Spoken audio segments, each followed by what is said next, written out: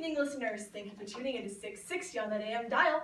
That quote comes from King Falls AM, a podcast that imitates a late-night radio show in a small town where everything's not as it seems.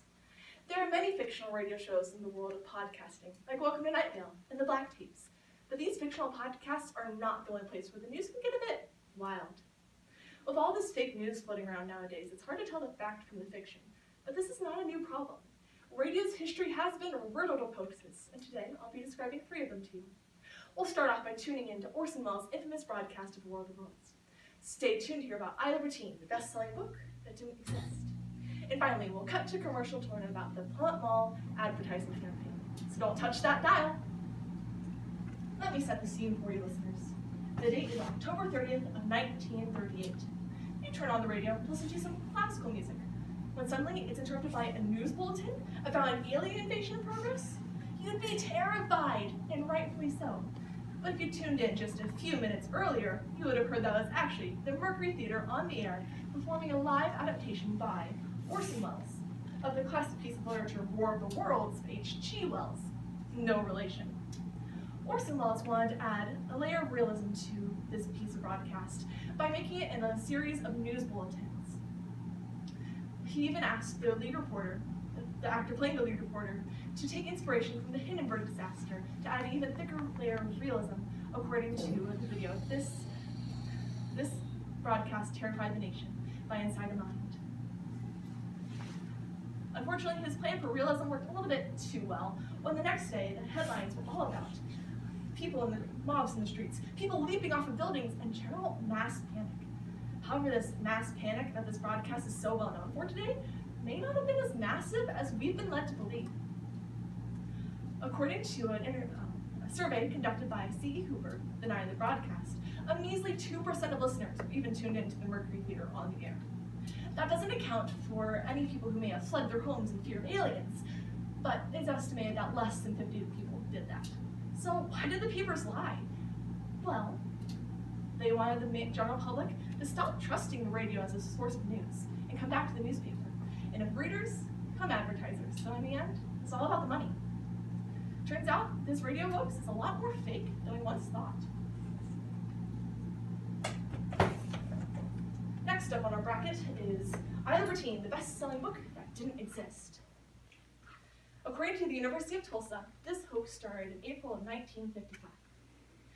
Gene Shepard, radio DJ, was fed up of people pretending to be scholars by following whatever the latest fads were decided by the New York Times best-selling list.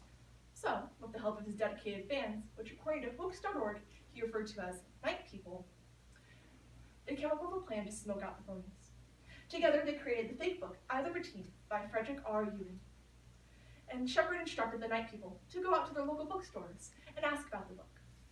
The thought was if enough people talked about the book, those not in on the plot would think that it was real and pretend to have read it themselves just to fit in, therefore smoking themselves out as a phony.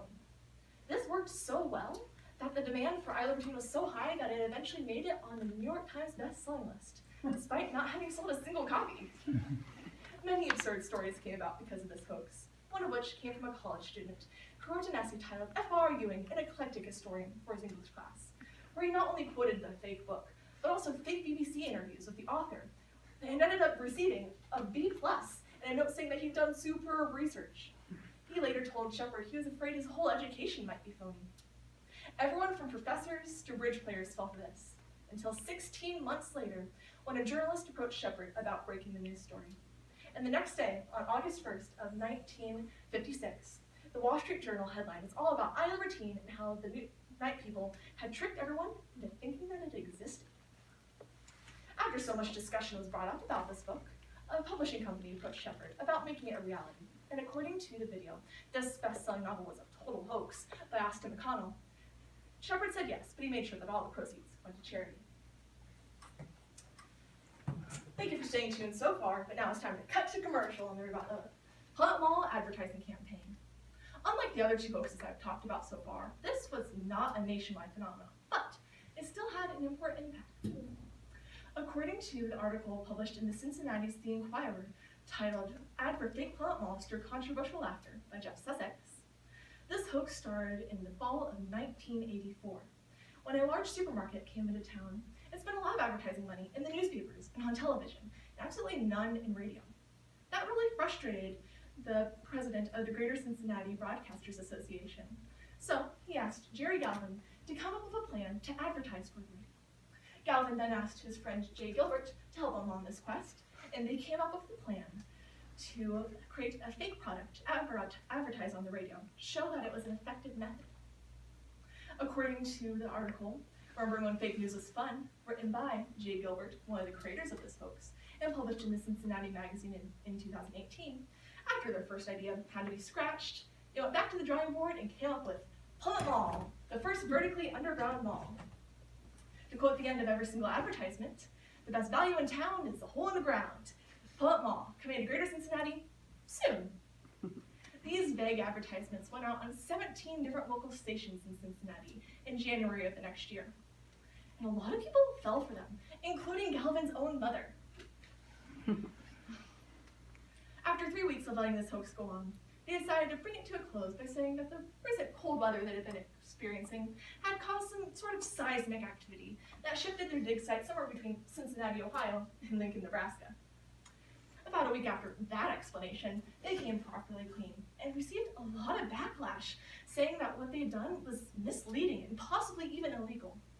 Yes, it was underhanded to not explain who they were actually advertising for, but according to the Brook Marketing Research Company survey that was conducted, their ad was 60% effective, which is incredible when you know that the norm is 10% effectiveness.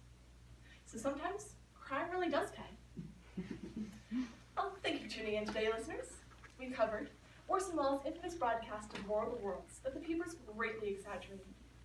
Gene Shepard's plot to smoke out the phonies with the help of his night people using the fake book I Libertine, and the Plymouth Mall advertising campaign that took Cincinnati by storm. Turns out fake news is a lot older than you might have once thought. So next time you tune into the radio or listen to a podcast, remember, you can't believe everything you hear.